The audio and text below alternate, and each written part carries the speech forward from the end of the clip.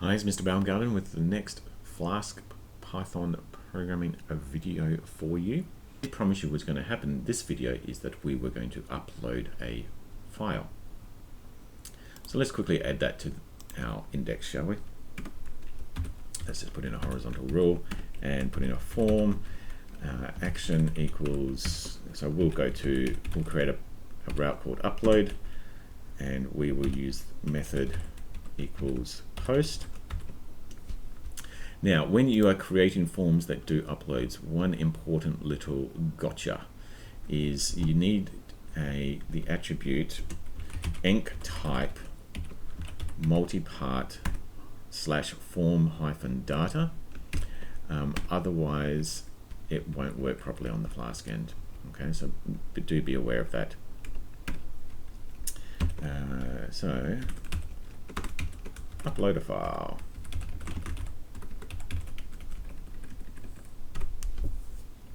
And so I'm just going to create an input item of type is file, and let's call it name file, uploaded file.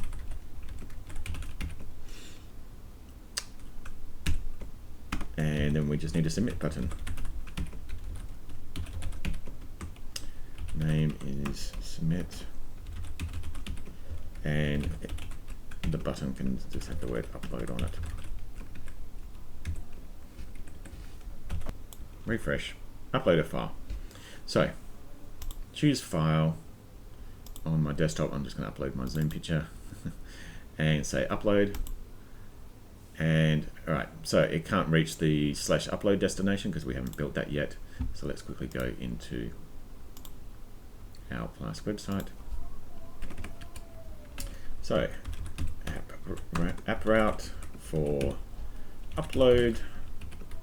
Okay, and this is methods equals post again. And let's call this upload. And to get the uploaded file is, again, it is fairly easy thanks to Python. It's just inside the request object for us again. But this time we use, so let's just say request dot files, and again, like the other forms, the name that I want to use here is whatever I used in my HTML form. So here I called the input uploaded file. So that is what I'm going to want to call it here, uploaded file. And then this F is basically a valid Python file object. So I can just do F save. I can save it as, I can override the name. Let's show you how this works first. Upload, done. Right. So let's go back to the index, choose the file, upload, done. And now we will see f.save, and in my website I have a blah.jpg with my Zoom background. Okie dokie. How can I get the file, the name of the file that it was originally?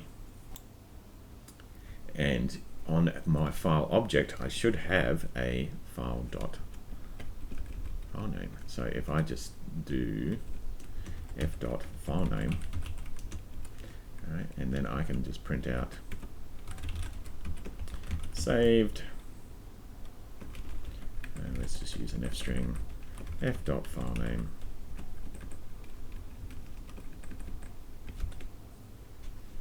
Run this.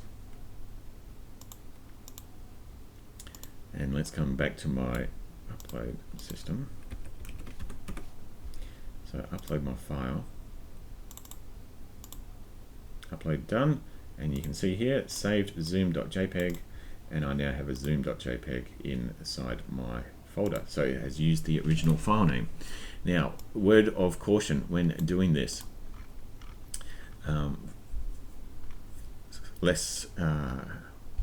trustworthy individuals, shall we say, can use this as a method to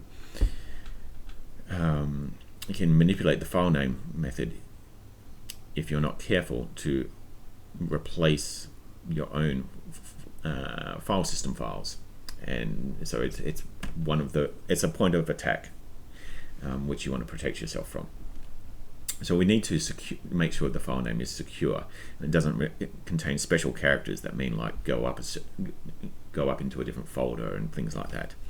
So we use a function called secure file name to do that, and so we need to import a new function for this, and it's in a weird kind of package name. It's work zug.utils import secure file name. All right, now that would have come with Flask, so it doesn't require a separate install, but for some reason that's what the install name is. Right, just build a bridge, deal with it. All right, so new file name is equal to secure file name with f.file name. All right, and so that becomes a file name that you can trust to use for saving on your system. So I'm going to use that when I save it to the computer and when I print it out. And how about we even just send that back to how.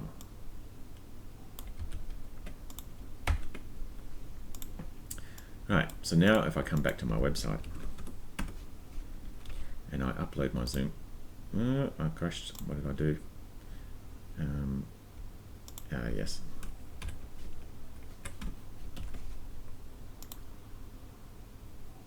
Alright. Upload my Zoom file. Saved zoom.jpg. So you can see it hasn't done anything any different. But if let me just make a copy of this Zoom file. Okay, so it's got some spaces and some other characters in it now, and you'll see how it will change the file name to make it safer. So this time, I've got this copy. I don't know if you can see that. There we go. I've got this copy to Zoom.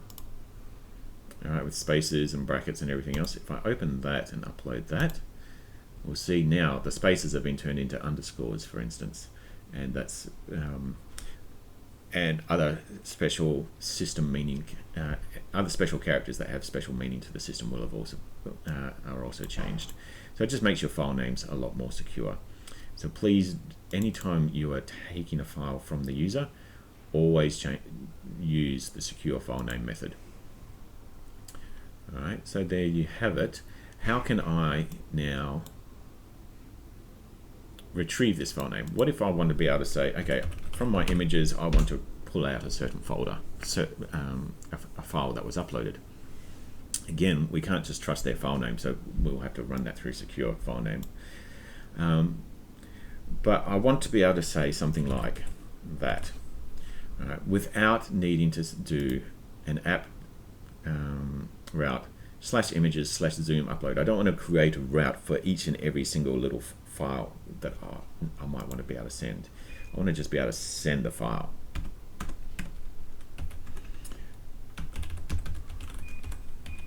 The way we do that is we use triangle brackets here, file requested, to indicate that this is going to be a variable that I am going to be able to access. Send the file. And so whatever variable name I use here is a parameter that my function receives. Make sure the names match though, please. All right, so whatever file they are asking for, I am going to secure it. So let's just do file requested equals secure file name file requested. All right, and then let's see if the file exists, send it. Now, I mean, this is not what you would want to do in real world, in life, because then someone could just ask for any file on your computer. But for now, Right, so if os.path.exists, if the file requested exists, then return send file. All right, the file that was requested, else return no such file, and make it a 404 error. All right, so now,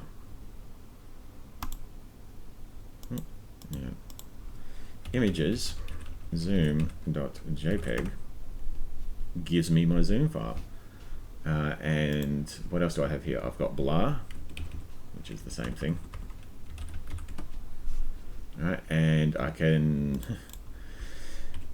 because I don't have any security or checking on this at the moment, I could put in here index.html. All right, I can ask for my Python file. This will be interesting, web server.py. All right, so at the moment, any file that exists in my folder, it is sending it. So yes, this is generally not what you would want, but it's a proof of functionality as to how you can send files. For a start, I would create a subfolder that all of my uploads are going into, and I would only send files from that subfolder. And again, you want to check things like the size of the folder and the file types and all that kind of stuff. So, but anyway, very simple proof of concept, just to show you how you can upload a file and how you can have variables inside your URLs and be able to then send the files back. All right, this is Mr. Baumgarten signing out.